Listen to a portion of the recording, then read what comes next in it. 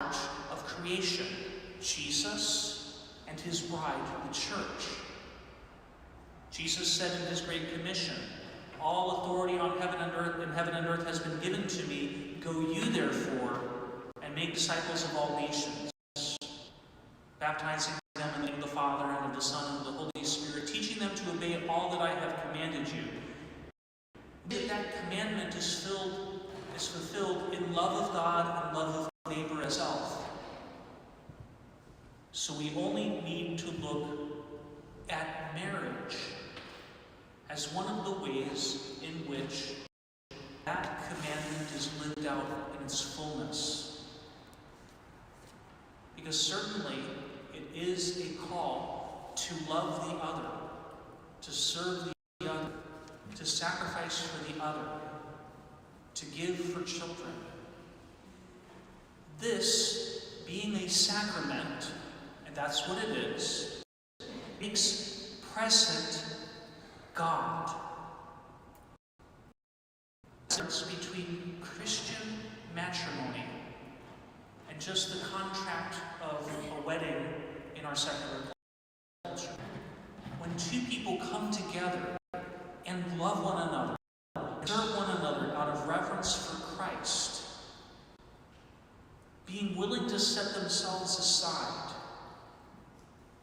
and giving to the other, and being willing to receive in their needs from the other, putting oneself at the disposal of the other for the good, the upbuilding of the other. God is made manifest. It becomes a light. And even if that couple doesn't have children, or their children have grown up, still, that mutual love is a light. Some of you know that I like to go hiking and that I even went to Spain. And on one of my trips to Spain, I met a couple through some mutual friends named Alfonso and Debbie. Alfonso is from Brazil, and Debbie is from the island of Jersey. Not New Jersey, no, Jersey. One of the Channel Islands. Belongs to England, right? Okay, Jersey.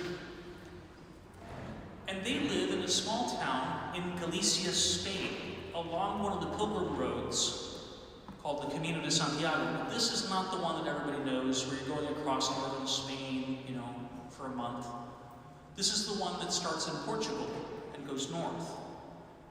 And they live on a section of that trail that's called the spiritual variant. So they've been finding that a lot of people who are seeking after spiritual things, or seeking after a spiritual realization, but yet don't yet know God, go hiking on this route. And they opened a house specifically there to welcome pilgrims, to bless them with a place that is filled with family and Christian love.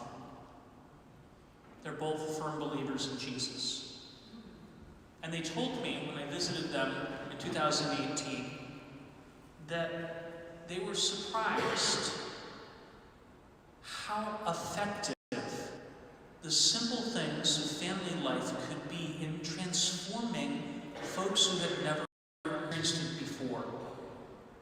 Alfonso was telling me that several of the pilgrims that had been walking this road and came and stayed in their house, they had never sat down